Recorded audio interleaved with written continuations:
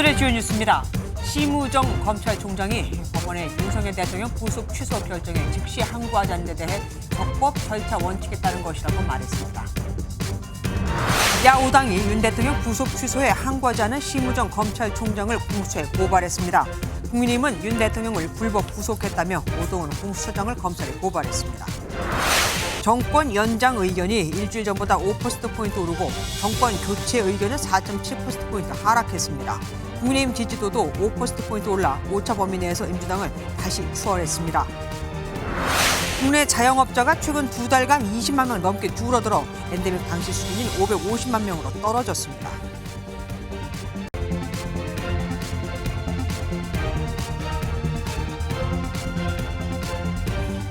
검찰총장은 공수처에 고발하고 공수처장은 검찰에 고발하고 지금 대한민국의 현 주소입니다.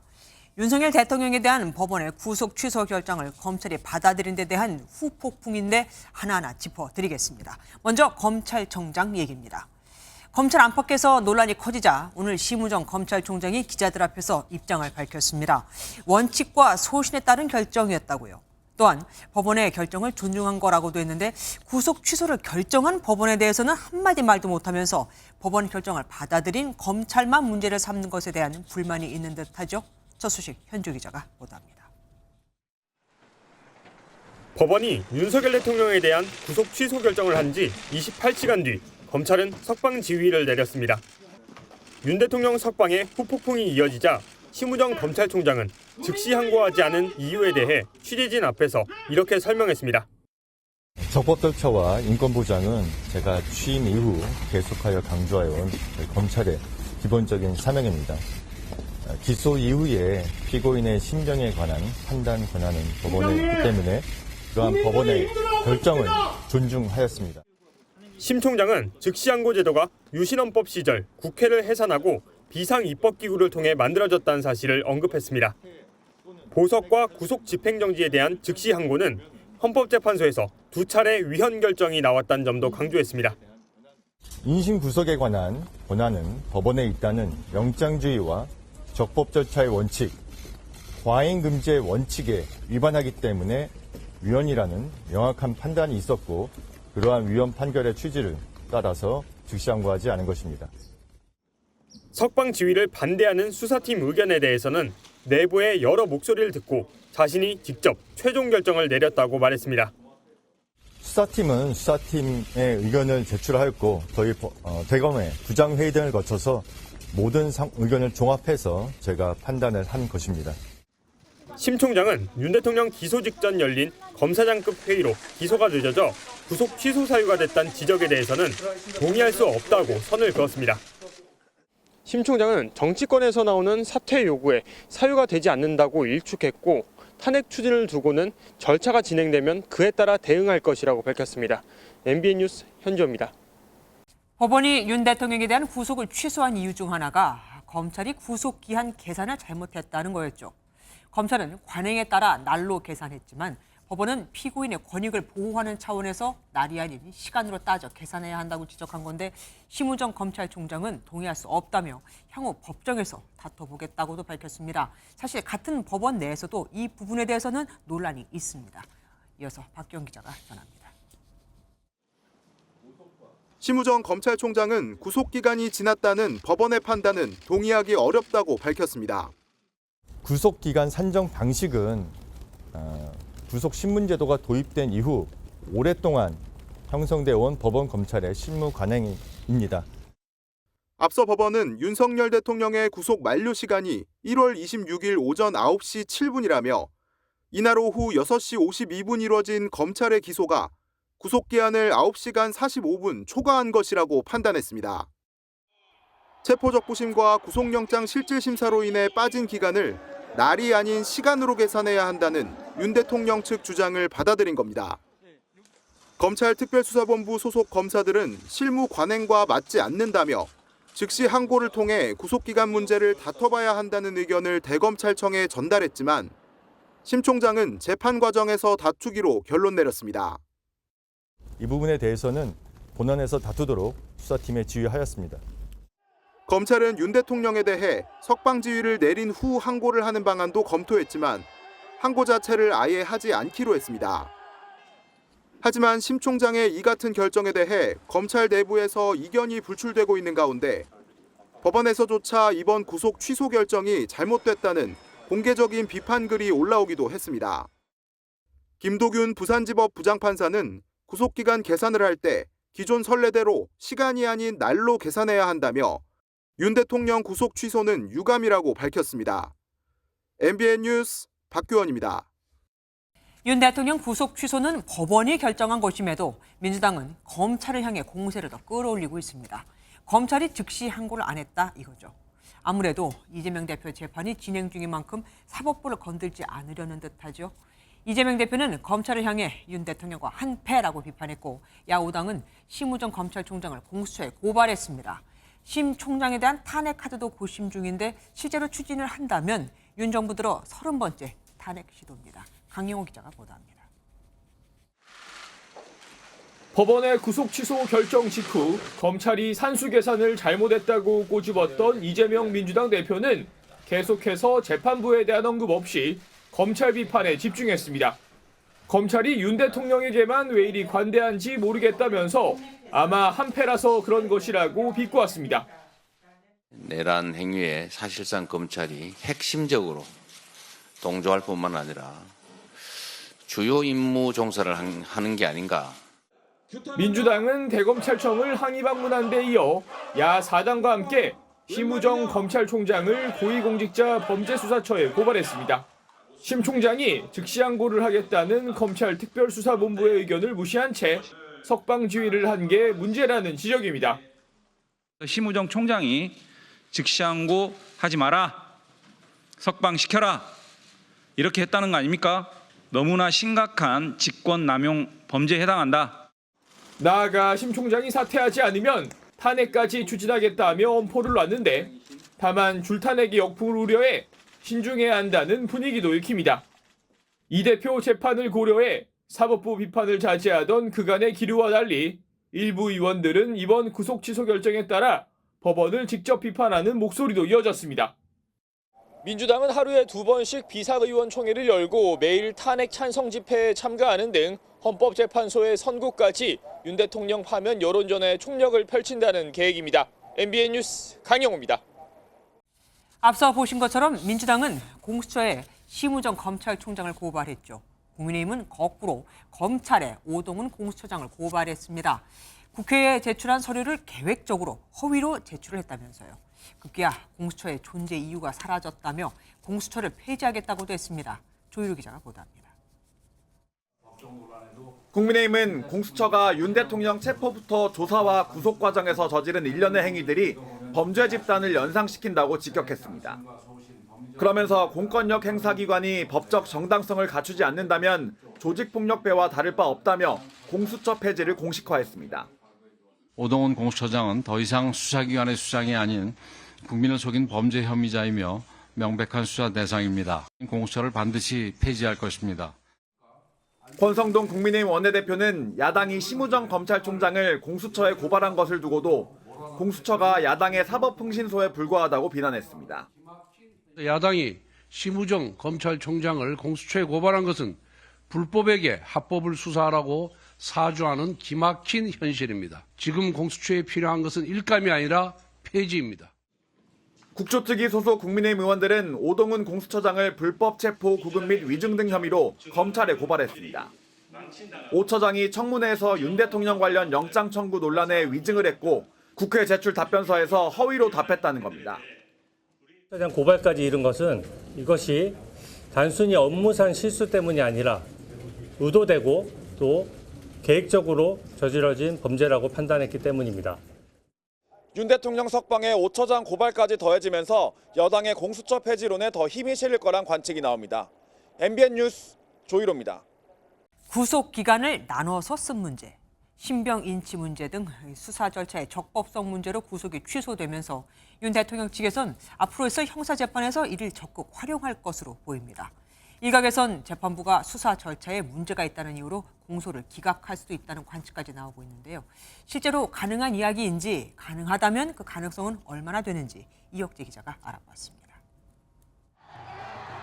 윤석열 대통령 측은 구속 취소 사유로 고위공직자 범죄수사처의 수사권을 문제 삼았습니다. 공수처가 수사권이 있는 직권남용 혐의로 수사하다가 내란죄를 인지했다고 볼 증거가 없다는 입장입니다. 법원은 윤 대통령의 구속 취소를 결정하면서 공수처의 수사권 등에 대한 판단을 대법원에 미루면서도 공수처법의 관련 규정이 명확하지 않다는 점을 짚었습니다. 이런 점 때문에 윤 대통령 측이 재판을 종결시키는 공소기각을 법원에 요청할 것이란 관측이 나옵니다. 윤 대통령 측은 공소기각 요청에 대한 입장을 묻자 미리 결론을 말하기는 어렵다며 재판 절차를 통해 드러날 것이라 밝혔습니다. 하지만 검찰은 공소기각은 있을 수 없다고 반박했습니다. 본안에서 적극적으로 다투도록 지휘하였고 공소 유지에 철저히 기하도록 하겠습니다. 윤 대통령 기소를 공수처가 아닌 검찰이 담당했고 경찰로부터 넘겨받은 내란 사건 6건을 병합해 기소했기 때문에 공소 제기 과정에 전혀 문제가 없다는 입장입니다.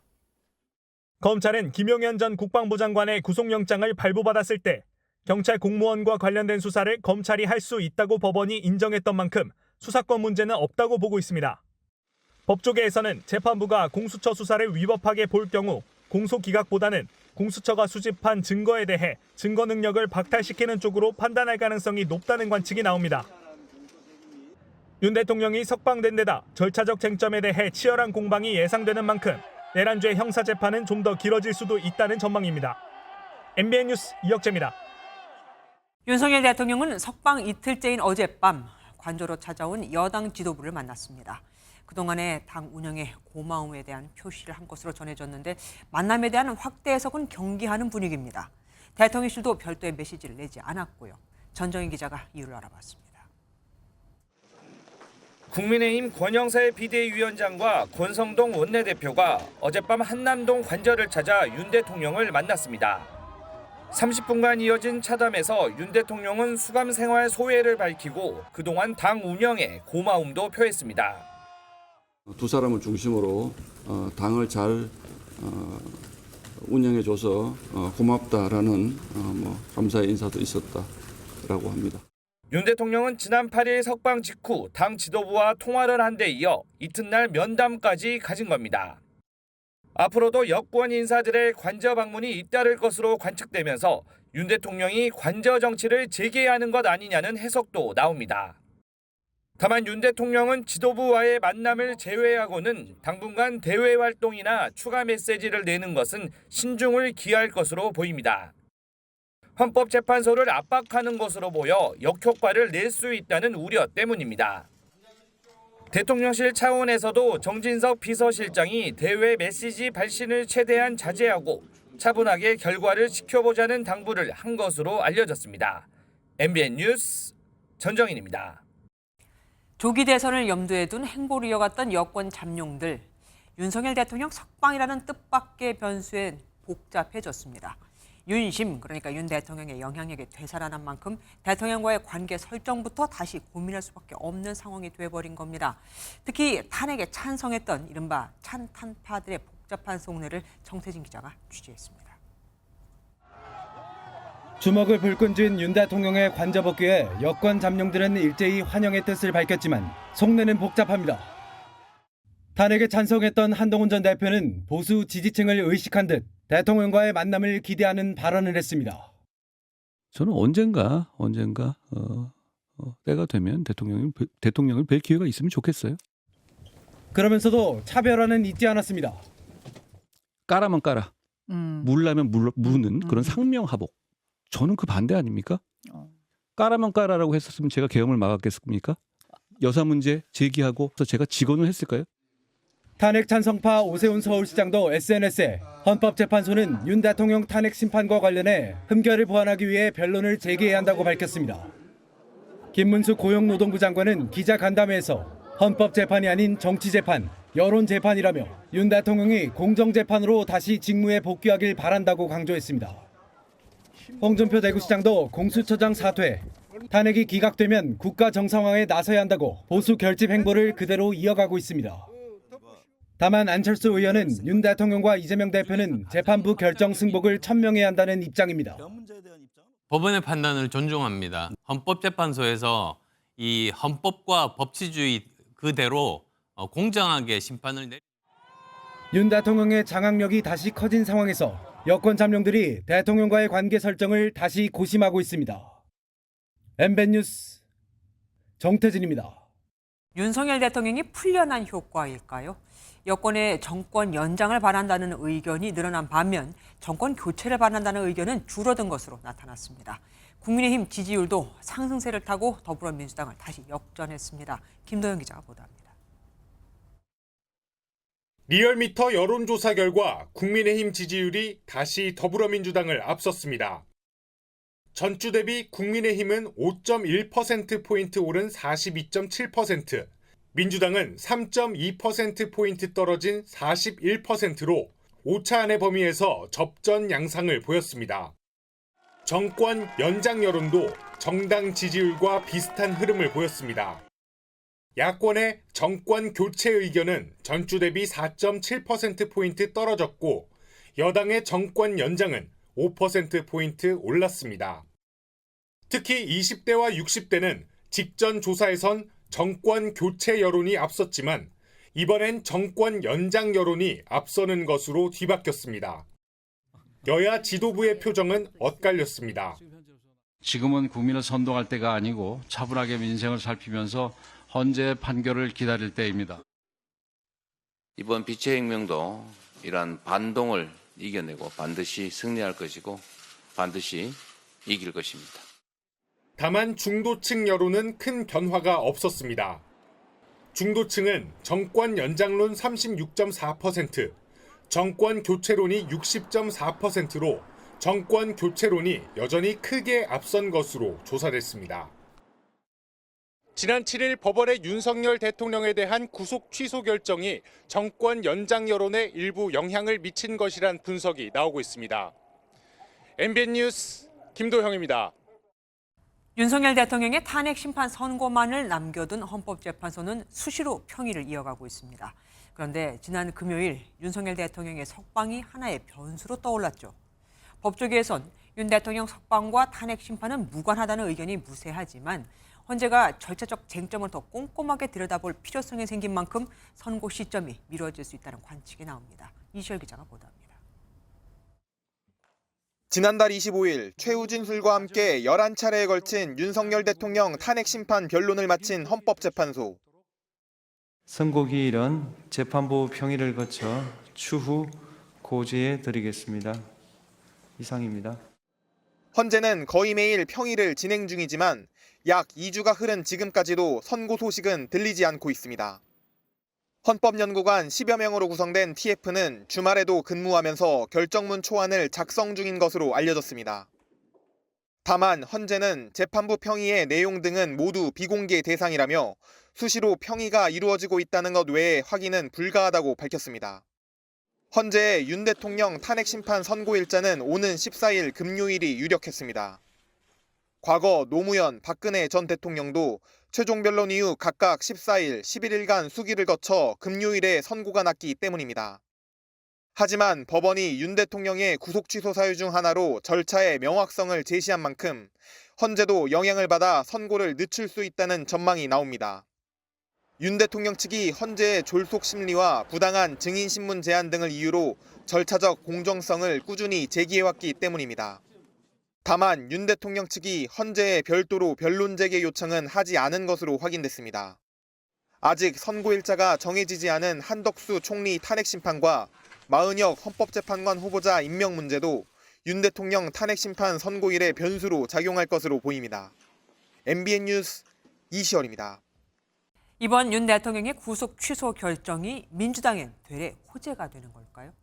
2023년 이재명 대표 체포동의안 표결 때 민주당 일부 의원들이 검찰과 짰다는 발언으로 비명계와 이 대표 간 틈이 벌어지는가 싶었는데 대통령의 구속 취소로 단일 대우가 이루어지고 있거든요.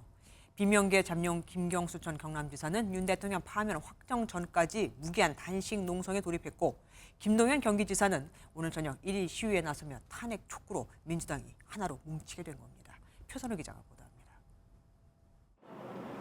서울 경복궁역 인근 대로변에 작은 텐트가 세워졌고 그 옆에는 윤 대통령 즉각 파면을 주장하는 피켓이 놓여 있습니다. 김경수 전 경남지사는 윤석열 대통령의 파면을 촉구하며 무기한 단식 농성에 돌입했습니다. 김 전 지사는 무엇이든 해야 되는 시기에 할 수 있는 작은 힘이라도 보태기 위해 단식을 시작했다며 당 통합을 거듭 강조했습니다. 민주당이 하나의 팀을 만들어야 탄핵도 만들어낼 수 있고 그리고 정권 교체도 가능하다라고 생각했었고요. 구속 취소를 통해서 민주당의 통합은 더 강화되고 있다. 다른 비명계 잠룡들도 내란 종식 우선의 뜻을 모았습니다. 김동연 경기지사는 수원역에서의 1인 시위를 시작으로 대통령 탄핵 촉구 비상행동에 돌입했고 김부겸 전 총리도 민주당 험지 대구 방문을 검토하는 등 여론전에 힘을 보탠다는 계획입니다. 개헌에 대한 입장차와 차기 대선 경선룰, 최근 이 대표의 검찰 내통 발언을 두고 갈등 조짐을 보였던 민주당 분위기가 윤 대통령 석방으로 반전된 겁니다. 다만 헌법재판소의 선고가 늦춰질 가능성에 대해 이달 말 예정된 이재명 대표 2심 선고와 맞물려 변수가 될 수 있다는 목소리도 나옵니다. MBN 뉴스 표선우입니다. 오늘 뉴스 추적은 국회 출입하는 김지영 기자와 함께합니다. 어서 오십시오. 김 기자, 여야가 여론전에 그야말로 온 힘을 다 쏟고 있습니다. 이유가 있겠죠? 네, 그야말로 요동치는 여론, 그 여론을 잡기 위해서입니다. 불과 일주일 만에 국민의힘 지지율이 민주당을 앞섰고 16%포인트였던 정권 교체와 정권 연장 간 격차는 6.4%포인트로 줄었습니다. 정권 연장 여론이 크게 높아진 겁니다. 네. 물론 여야 모두 헌재 탄핵 심판 결론 전 여론조사는 큰 의미가 없다는 걸 알고 있습니다. 네네. 정치 고관여층, 즉 여야의 적극 지지층이 응답할 가능성이 크기 때문인데요. 하지만 당장 헌재의 탄핵 심판 그리고 선고 이후 전국 주도권을 고려한다면 자신들에게 유리한 여론을 형성하고 주도해야 할 필요성이 있는 겁니다. 그러니까 지금 여론조사가 지금 현재 나오는 건 별로 큰 의미가 없지만 이렇게 여론전에 주력하는 건 그러니까 헌재를 압박하기 위한 거다 이겁니까? 맞습니다. 여야는 이미 답을 정해놓고 헌재를 향해 법에 따른 올바른 결정을 내려달라고 사실상 헌재를 압박하고 있는데요. 네네. 여기서 말하는 이 올바른 결정, 여야가 정반대입니다. 네. 야당의 초헌법적 주장에 흔들리지 않고 각자의 양심과 소신, 법리적 판단에 따라 올바른 결정을 내려야 할 것입니다. 헌법재판소가 윤석열을 파면해야 할 근거와 이유가 차고 넘칩니다. 그러니까 여론을 등에 업고 헌재한테 내 말을 좀 들어달라 이거 아닙니까? 그런데 이번 대통령 석방을 두고는 비판 대상이 다릅니다.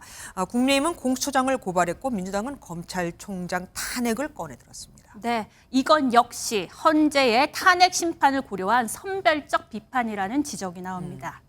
국민의힘은 공수처 수사의 위법성을 부각해야만 탄핵 심판의 절차적 부당성을 강조할 수 있고 민주당은 검찰 탓을 해야만 탄핵 심판의 정당성을 유지할 수 있다고 보고 있습니다.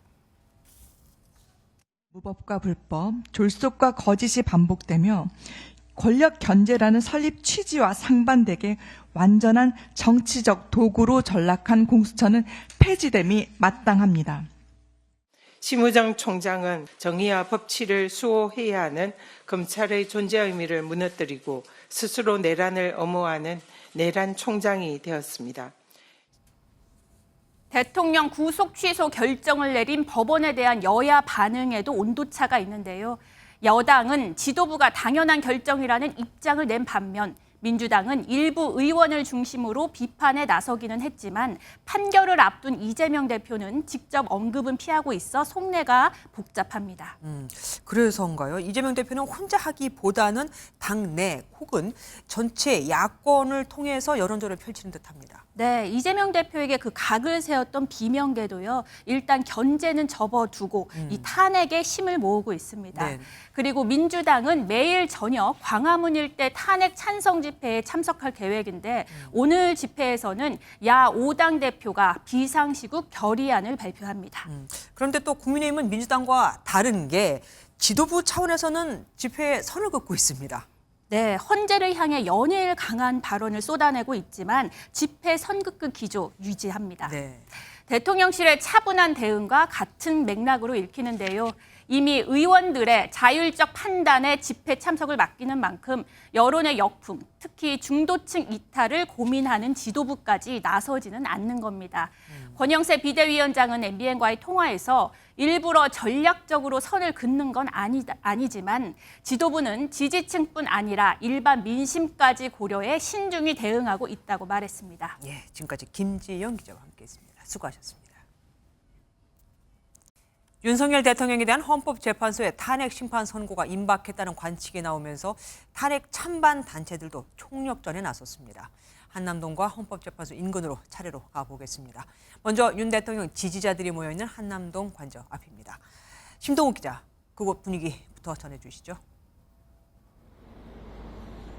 네, 윤석열 대통령이 석방돼 관저로 복귀한 지 이틀이 지난 가운데 이곳 한남동 관저 앞에는 여전히 지지자들이 자리를 지키고 있습니다. 헌재가 윤 대통령에 대한 탄핵 심판 선고만을 앞둔 상황에서 지지자 일부는 밤샘 농성을 예고하기도 했습니다.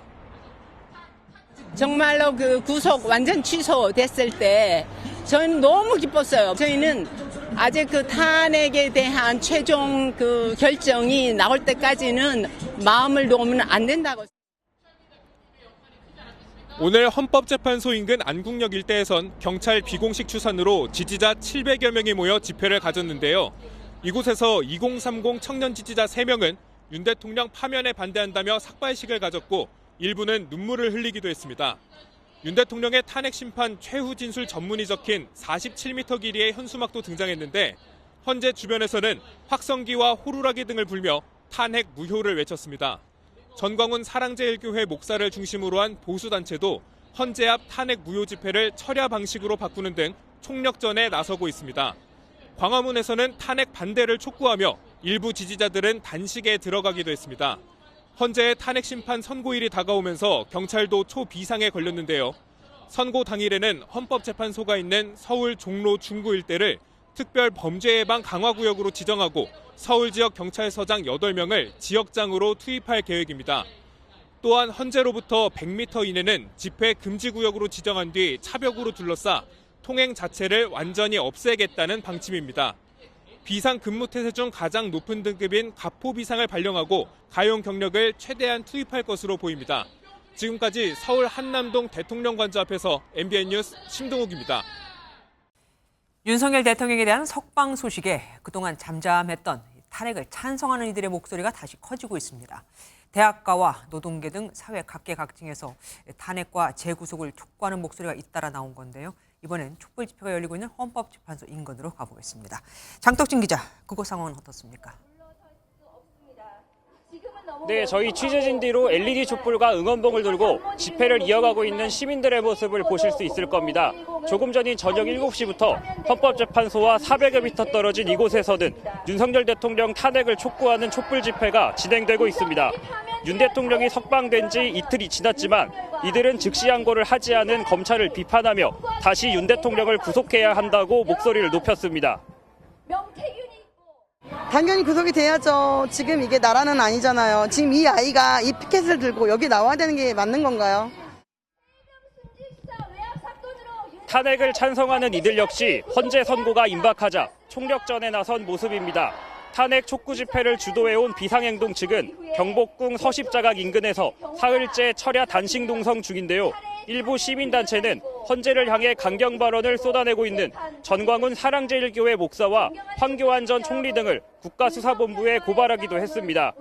또한 전국 대학생 시국회의는 오늘 오전 광화문에서 기자회견을 열고 대통령 탄핵에 동의하는 만병 서명운동을 시작한다고 밝혔습니다. 공범들이 구속되어 수사받고 있는 지금 내란을 지휘한 윤석열이 불구속 상태로 거리를 활보하는 것은 형평성에도 정의에도 맞지 않습니다. 노동계도 탄핵을 촉구하는 움직임에 동참하고 있는데요. 한국노총은 심우정 검찰총장 사퇴와 윤 대통령에 대한 만장일치 탄핵 선고를 헌재에 촉구하기도 했습니다. 또한 민주노총도 내일 간부들이 상경하는 1박 2일 집회를 예고한 상황입니다. MBN 뉴스 장덕진입니다. 서부지법 난동 사태 2달여 만에 관련자들의 첫 재판이 열렸습니다. 현재까지 검찰이 78명을 재판에 넘겼는데 인원이 너무 많다 보니 일부, 그러니까 23명부터 먼저 재판을 시작했습니다. 피고인 일부는 국가기관의 불법 행위에 저항한 행위라며 혐의를 부인했고 사건이 발생한 서부지법에서 재판을 받는 것이 부당하다고도 주장했습니다. 손선민 기자가 보도합니다. 경광등을 반짝이며 서부지방법원 청사로 법무부 호송버스가 들어갑니다. 지난 1월 19일 윤석열 대통령의 구속영장이 발부되자 서부지법에서 난동에 가담했던 인원들에 대한 재판이 약 2달 만에 열렸습니다. 검찰은 특수건조물 침입 등의 혐의로 현재까지 78명을 재판에 넘겼는데 인원이 많다 보니 오늘은 23명에 대한 재판만 진행됐습니다. 재판에서는 고의가 아니었다며 선처를 바라는 피고인들도 있었지만 일부 피고인들은 경찰 폭행 혐의 등을 전면 부인했습니다. 또 윤 대통령의 구속 취소 사례를 언급하며 영장 발부가 이미 불법이라 국민으로서 저항한 것이란 주장을 내세우기도 했습니다. 대통령에 대한 체포와 구속이 다 불법이다라는 것이 확인됐습니다. 국가기관의 불법에 대해서 국민들이 저항하는 것은 당연한 일입니다. 범죄지와 재판지가 동일해 공정한 재판이 불가능할 것이라며 관할 이전을 신청하겠다는 주장도 제기됐습니다. 한편 이번 재판에서는 피고인 수가 많다 보니 일부 피고인들이 방청석에 앉기도 했고 법원 밖에서는 구속이 부당하다며 재판부를 규탄하는 집회가 열리기도 했습니다. 경찰은 법원 앞에 경찰 차벽 4대를 설치해 출입을 통제하는 한편 인도에도 바리케이트를 세워 돌발 상황에 대비하고 있습니다. 오늘 재판을 받지 못한 남은 가담자 55명에 대한 첫 재판은 다음 주까지 순차적으로 진행될 예정입니다. MBN 뉴스 손성민입니다. 우크라이나 재건주로 부각되면서 오노 일가가 100억 원대의 주가 시세 차익을 거둔 것으로 확인된 삼부토건에 대해 금융감독원이 200여 개의 계좌를 조사하고 있습니다. 그런데 벌써 6개월째입니다. 민주당이 발끈했죠. 적극적이지 않다 이겁니다. 금감원은 강제 수사권이 없다고 해명하고 있지만 다른 사안은 신속하게 조사했던 이복현 원장 스타일과는 맞지 않다는 지적이 나옵니다. 강서영 기자가 보도합니다. 지난 2023년 7월 1,000원대였던 삼부토건 주가가 장중 5,500원까지 급등했습니다. 윤석열 대통령 부부가 우크라이나를 방문해 우크라이나 재건 사업을 논의했던 시기와 겹칩니다. 금감원은 지난해 7월 이상거래 심리에 착수했고 그해 9월 한국거래소로부터 이상거래 심리 결과를 넘겨받아 본격 조사에 들어갔습니다. 금감원은 조성욱 전 회장과 가족들, 최대 주주 등이 100억 원이 넘는 시세 차익을 거둔 것을 확인하고 200여 개 계좌에서 돈의 흐름을 쫓고 있습니다. 일부 이해관계자들의 100억대 이상의 이제 이익 실현이 있었던 것도 사실은 이미 보도가 됐으니까 그것도 사실은 저희가 부인하기는 어려운 것 같고. 특히 도이치모터스 주가 조작 의혹의 주요 인물인 이종호 전 대표의 계좌 흐름을 들여다보고 있습니다. 민주당은 삼부토건과 이 전 대표, 그리고 윤 대통령 부부의 유착 관계 의혹을 계속 제기하며 금감원이 늑장을 부리고 있다고 강하게 비판하고 있습니다. 그렇다 할 만한 성과는 나온 것 같지 않고 금감원이 굉장히 적극적으로 수사를 하려고 하는구나라는 것도 전혀 느끼지 못했습니다. 금융감독원은 수사 강제권이 없어 조사에 한계가 있다면서 올해 상반기에는 조사를 마치고 사건을 검찰에 넘기겠다고 해명했습니다. 하지만 은행 부당대출 등 다른 사안에서는 신속함을 강조했던 이복현 원장이 이 문제를 6개월째 끌고 있다는 건 이해가 되지 않는다는 비판이 나오고 있습니다. MBN 뉴스 강서영입니다. 이번 오폭 사고를 보며 든 심정은 임무를 수행하는 모든 사람들의 책임의 가벼움이었다. 이영수 공군 참모총장이 거듭 고개를 숙이면서 한 반성입니다. 이번 사고 원인을 조사하는 공군은 표적에 좌표를 잘못 입력한 조종사가 비행 중 경로가 사전 훈련 당시와 달라 이상하다고 느꼈지만 시간에 쫓겨서 제대로 표적을 확인하지 않고 폭탄을 투하했다고 밝혔습니다. 국방부가 직접 수사에 나서기로 했습니다. 강재묵 기자가 보도합니다. 오폭 사고를 일으킨 KF-16 조종사 2명은 훈련을 하루 앞둔 지난 5일 실무장 사격을 위한 표적 좌표를 입력했습니다. 1번기 조종사가 표적을 포함한 경로 좌표를 불러주고 2번기 조종사가 이를 입력했는데 이 과정에서 문제가 발생했습니다.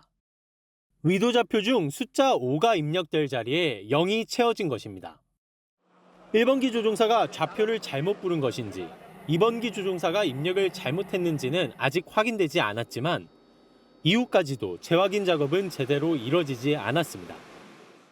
표적 좌표 입력이 잘못되었는데 조종사가 적어도 3차례 재확인해야 했으나 하지 않았습니다.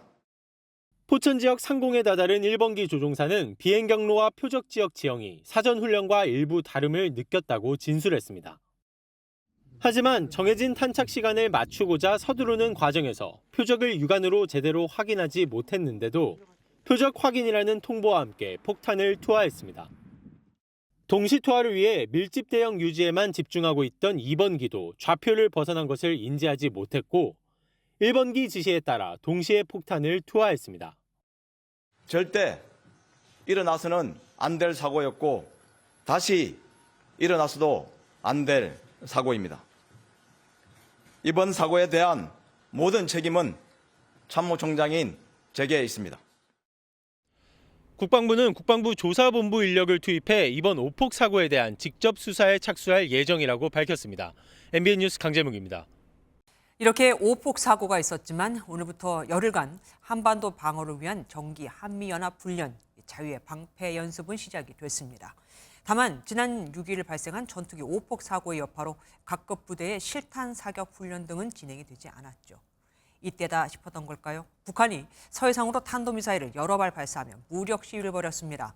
트럼프 2기 미 행정부 출범 이후 첫 번째 미사일 도발입니다. 이승민 기자입니다. 합동참모본부는 오늘 오후 1시 50분쯤 북한 황해도 내륙에서 발사된 탄도미사일 수발을 포착했다고 밝혔습니다. 미사일은 서해 방향으로 60에서 100km 비행한 뒤 떨어졌고 이는 근거리 탄도미사일 CRBM일 가능성이 있다고 합참은 설명했습니다.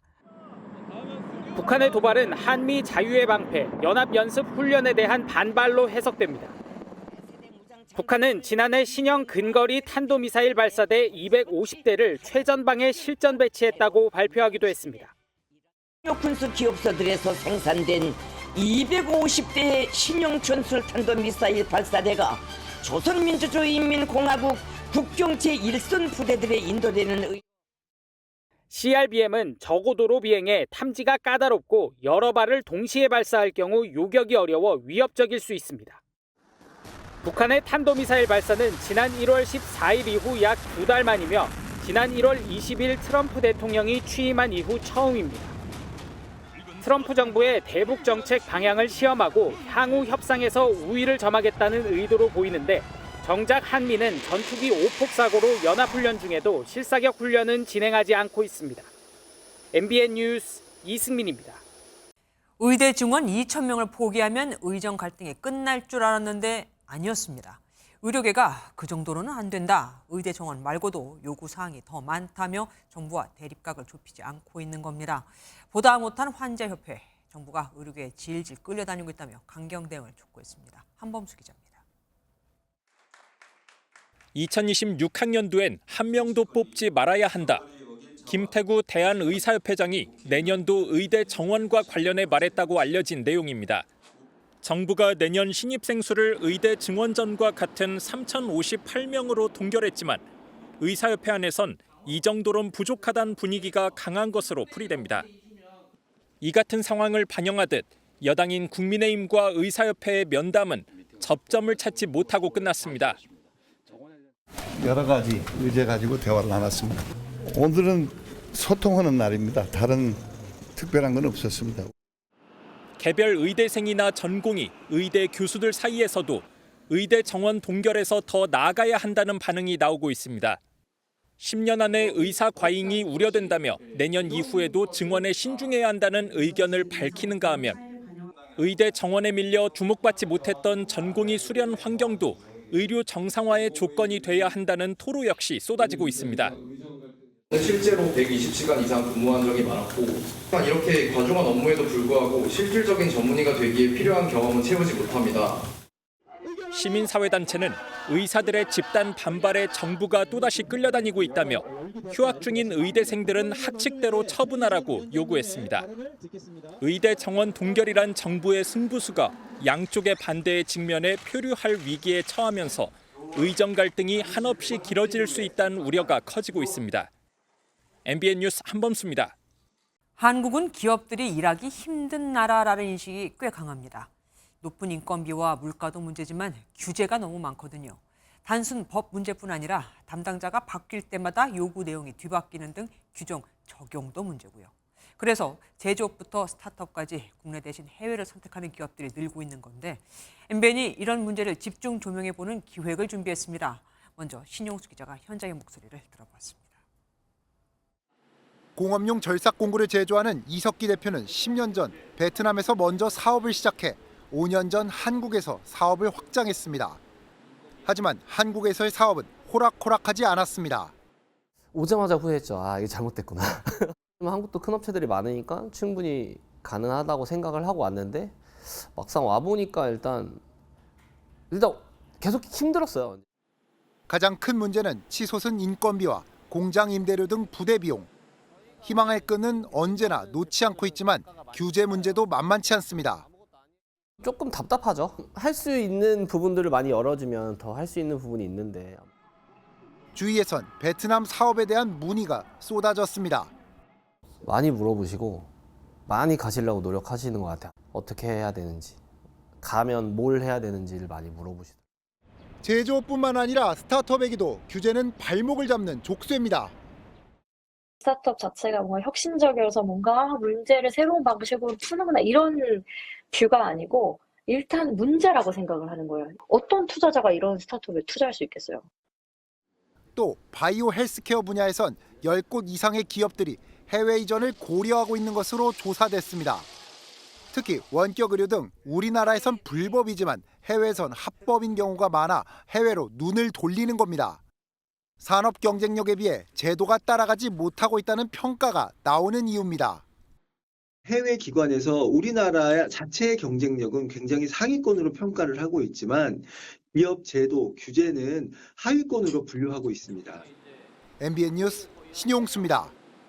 지금 보신 이유라면 정부가, 민주당이 50조 원이 아닌 그 이상을 준비해도 한국에서 일하겠다는 기업은 별로 없을 겁니다. 다른 나라보다 높은 세율도 문제인데 미국이 법인세를 15%까지 내려 기업하기 좋은 나라로 만들겠다고 하는 것과 정반대인 거죠. 떠내려는 기업들을 국내에 붙잡아 둘 수 있는 현실적인 해결책은 뭐가 있을지 권영범, 정혜린 두 기자가 자세히 설명해 드리겠습니다. 앞서 보신 사례처럼 사업하기 위해 해외로 떠나는 기업들은 얼마나 될까요? 또 이들은 왜 그렇게 우리나라를 떠나려고 하는 걸까요? 우선 규제 때문에 공장이나 법인의 해외 이전을 고려하는 기업. 4년 전엔 5곳 중 1곳이었습니다. 그럼 현재 기업들이 느끼는 우리나라의 규제 환경은 어떨까요? 이전보다 나아질 거라고 생각한 곳은 올해도 10%가 채 되지 않았습니다. 오히려 전년보다 악화될 것이라는 응답이 지난해보다 2배 이상, 조사를 시작한 후 가장 높게 나타났습니다. 작년 한 해만 300여 개 이상의 규제 개선을 정부에 요청을 했었고요. 50여 개 정도 정부가 수용을 하셔서 이렇게 수치적으로만 보면 이제 많이 해주는 것 같이 보이는데 사실 굵직한 규제 하나를 푸는 게 굉장히 어려운 작업이고. 그럼 이렇게 기업들의 발목을 잡는 규제는 어떤 것들이 있을까요? 먼저 법인세가 꼽힙니다. 현재 우리나라 법인세는 26%로 미국과 OECD 평균인 21%보다 높은 수준인데요. 트럼프 미국 대통령이 법인세를 15%까지 내려 기업하기 좋은 미국을 만들겠다고 공언한 것과 대조적이죠. 모든 업종에 적용되는 주 52시간제 역시 부담입니다. 우리나라도 미국처럼 탄력적인 노동 정책이 필요하다는 목소리가 나오는 이유입니다. 자율주행이나 인공지능, 원격 의료 등 다양한 혁신 기술을 시도하는 스타트업들이 기존 규제에 가로막히는 경우도 많은데요. 실제 글로벌 100대 유니콘 기업이 국내에서 사업을 할 경우 과반이 넘는 기업이 규제 때문에 아예 못하거나 제한적으로 운영할 수밖에 없었습니다. 이에 스타트업 중 무려 64%가 규제로 어려움을 겪고 있다고 대답했는데요. 관련법 자체가 없어서 쉽게 의사결정을 내리기 어려운 경우도 있습니다. 대기업이 하지 않았거나 기존에 없는 것들을 시도를 하는 부분이 대부분인데요. 신산업은 이게 위법인지 합법인지를 가릴 수 없는 그런 아예 무법인 상황인 경우가 굉장히 많습니다. 이 같은 규제 환경 속에서 지난해 본사를 해외로 옮기는 것과 같은 이른바 플립을 선택한 스타트업은 186곳, 10년 만에 6배나 많아졌습니다. 그렇다면 떠나는 이들을 붙잡을 방법 어떤 게 있을까요? 가장 직접적인 건 특례법을 통한 세액공제와 같은 정부 차원의 적극적인 지원입니다. 현장에선 신산업 관련 사업을 원칙적으로 자유화하는 네거티브 제도로 전환해야 한다는 목소리가 높습니다. 한국경영자총협회 조사에서 기업들은 정부의 규제 총량 감축제 강화를 가장 바란다고 답하기도 했습니다. 창업자의 경영권 보호 등 기업 가치를 제대로 평가해주는 것도 꼭 필요합니다. 신산업이 한국에서 마음 놓고 탄생할 수 있게 만들어줘야 된다. 최소한 미국과 OECD 평균 정도로는 우리가 규제를 해제하자 이렇게 제안드립니다. 규제에 발목 잡혀 혈이 막힌 대한민국의 기업 환경. 이 혈을 풀어 좀 더 역동적인 대한민국이 되기를 바라는 많은 기업인들은 한 목소리를 내고 있습니다. MBN 뉴스 권용범, 정혜린입니다. 그나마 이 땅을 떠날 수 있는 이들은 낫다는 분들도 있습니다. 국내를 떠나지 못하는 자영업자들 얘기입니다. 2달 만에 20만 명의 자영업자가 문을 닫았거든요. 코로나19 때만큼이나 상황이 안 좋은 거라고 하네요. 장기적인 내수 침체, 계엄 사태까지 터지면서 소비자들은 지갑을 더 닫는 추세라 폐업을 하는 자영업자들은 더 늘어날 것으로 보입니다. 홍지호 기자가 보도합니다. 서울 지하철 홍제역 인근입니다. 배후 주거지가 넓어 골목 상권치고는 안정적인 곳으로 불리는데 역 바로 앞 코너 상가가 텅 비어 있습니다. 햄버거집이던 근처 가게도 지난 여름부터 공실입니다. 꽤 된 것 같아요. 정확한 건 아닌데 한 7, 8월? 여름 그쯤. 역에서 더 떨어진 이면 도로가는 더 안 좋습니다. 한 달 만에 음식 장사를 접고 임대를 내걸었지만 몇 달째 소식이 없습니다. 한 달밖에 안 했어요. 보기만, 그 자리만 자꾸 바뀌게 되는 거예요. 자리 딱 잡아서 들어가면 좋은데. 매출 감소와 높은 월세에 문을 닫았지만 점포를 넘겨받는 사람이 없는 겁니다. 지난 1월 기준 국내 자영업자는 550만 명으로 2달 전보다 20만 명 넘게 줄며 엔데믹 직후인 2023년 1월로 돌아갔습니다. 코로나19 이후 꼭 필요한 것만 사는 요노 문화까지 자리 잡으면서 소비가 살아날 것이라는 희망은 고문이 되고 있습니다. 더 이상 버티는 것은 손해만 크니까 이제 폐업을 결정하는 거거든요. 라는 불확실성이 아주 커져버렸잖아요. 서둘러 추경을 해야 한다는 목소리가 커지고 있지만 탄핵 국면이 길어지면서 정부와 여야는 합의안을 내놓지 못하고 있습니다. MBN 뉴스 홍지호입니다. 현지 경찰관이 일반인의 개인정보를 조회하고 유출해준 대가로 의뢰인으로부터 뒷돈을 받았다는 의혹이 불거졌습니다. 해당 경찰관은 용돈을 받은 것일 뿐 대가가 아니었다며 혐의를 부인했지만 경찰이 압수수색 등 강제 수사에 착수한 것으로 확인됐습니다. 안정모 기자가 단독 보도합니다. 검은색 승합차 한 대가 경찰 지구대 앞에 주차하고 잠시 뒤 수사관이 건물 안으로 들어갑니다. 지구대에서 나온 수사관은 경찰복을 입은 남성과 한참 대화를 한 뒤 다시 승합차를 타고 돌아갑니다. 지난달 14일 서울 양천경찰서가 서울의 한 지구대 소속 A경위를 압수수색했습니다. 개인정보보호법 위반이 맞습니까? 개인정보는 일단 들어갑니다. 그러니까 저희 지금 수사 중인 내용이라서요. MBN 취재 결과 A경위는 사업가 B씨로부터 사주를 받고 일반인의 개인정보를 조회한 뒤 이를 유출한 혐의를 받고 있습니다. B씨가 사업 동업자와 문제가 생기자 평소 알고 지내던 A경위에게 특정인의 개인정보를 파악해달라고 요청했다는 게 경찰의 판단입니다. 경찰은 A경위가 정보를 유출해준 대가로 수년간 B씨로부터 주기적으로 돈을 건네받은 것은 아닌지 확인하고 있습니다. 하지만 A경위는 개인정보를 제공한 대가로 돈을 받은 것은 아니라며 생활비에 보태라는 취지로 받은 것이라고 주장한 것으로 파악됐습니다. 저희도 그 민감한 문제이기 때문에 발령도 났었어요, 그거. A경위는 지난달 대기 발령됐고 지난 4일에는 경찰에 출석해 조사를 받았습니다. 경찰은 A경위에 대한 수사 상황을 지켜본 뒤 직위 해제 여부를 결정하겠다고 밝혔습니다. MBN 뉴스 안정모입니다. 30대 남성이 도심 한복판에서 귀가하는 여성 4명을 연이어 강제 추행한 혐의로 현장에서 체포됐습니다. 전주시청에서 근무하는 공무원이었습니다. 술에 취해 기억이 나지 않는다고 했다가 경찰이 CCTV 영상과 목격자 진술을 제시하자 그제야 범행을 시인했습니다. 강세훈 기자가 취재했습니다. 새벽 시간, 가방을 맨 남성을 경찰관 2명이 뒤쫓아가 붙잡습니다. 길에서 성추행을 당했다는 피해 여성들의 신고를 접수한 경찰이 현장에서 용의자를 긴급 체포한 겁니다. 남성은 식당이 밀집해 있는 전주도심에서 귀가하던 20대 여성을 따라가 신체를 접촉하는 등 여성 4명을 잇따라 강제추행한 혐의를 받고 있습니다. 성추행을 당한 여성 4명은 일행이 아닌 일면식 없이 따로 길을 걷고 있었던 것으로 확인됐습니다. 붙잡힌 남성은 30대 A씨, 전주시청에 근무하는 공무원이었습니다. 경찰 조사에서 술에 취해 기억이 나지 않는다고 했다가 증거를 제시하자 범행을 시인한 것으로 전해졌습니다.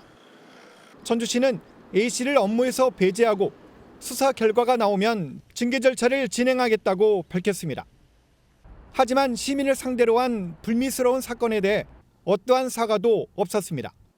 업무 처리를 하다 그랬다든가 아니면 근무 시간에 그랬다든가 뭐 완전히 이것은 이제 근무 시간 이외에 했던 것이기 때문에 경찰은 조만간 사건을 검찰에 송치할 계획입니다.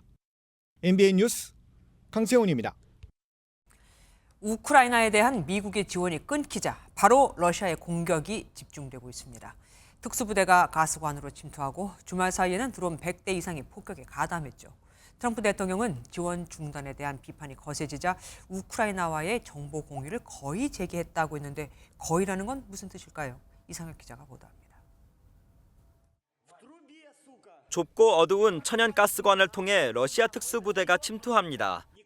러시아는 수 킬로미터를 걷거나 기어서 이동해 우크라이나가 점령하고 있는 쿠르스크 지역을 기습 공격했다고 주장했습니다. 주말 사이에는 러시아의 자폭 드론 공격도 집중됐습니다. 우크라이나군 차량 호송단을 노린 자폭 드론이 차량에 돌진하고 곧이어 차량이 모두 폭발합니다. 러시아 국방부는 쿠르스크주 수자 북쪽에 있는 말라야 로크냐, 루스코예 포레치노예, 코시차 등 3개 마을을 탈환했다고 밝혔습니다. 주말 동안 동원된 드론은 119대로 수도 키이우를 포함해 우크라이나의 주요 도시를 공격했습니다. 우크라이나군은 키이우를 포함한 10개 지역은 성공적으로 방어했지만 6개 지역에서는 드론 피해를 입었다고 밝혔습니다.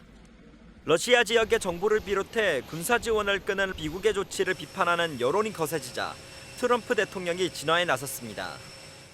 We're really just about half, and we want to do anything we can to get Ukraine to be serious about getting something done. 동시에 평화를 바란다면 성의를 보이라며 우크라이나를 압박했습니다. 미국 대표단과 우크라이나 대표단은 사우디아라비아에서 현지 시각 11일에 만나 종전과 광물 협정 등을 논의할 예정입니다. MBN 뉴스 이상엽입니다. 최근 항공기 사고가 잇따르고 있는 미국에서 또 사고가 발생했습니다. 이번에는 펜실베이니아주에서 경비행기가 주차장으로 추락한 겁니다. 꼬리만 남고 전소됐는데 기적적으로 탑승객 5명 모두가 다 생존했습니다. 지상에서의 인명피해도 없었고요. 김태희 기자가 보도합니다.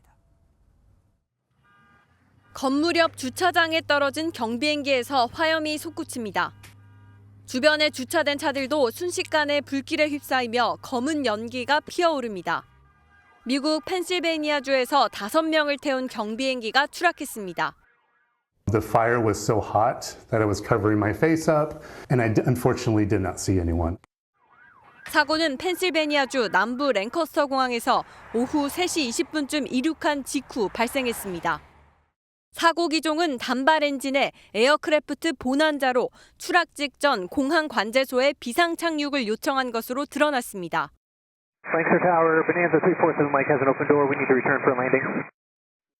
탑승자는 모두 생존해 병원으로 이송됐고 추락한 곳에서도 인명 피해가 없었습니다. The fact that we have a plane crash where everybody survives and nobody on the ground is hurt is a wonderful thing. And 경비행기가 왜 비상 착륙을 요청했는지는 아직 전해지지 않은 가운데 미 연방항공청과 국가교통안전위원회가 사고 원인을 조사하고 있습니다.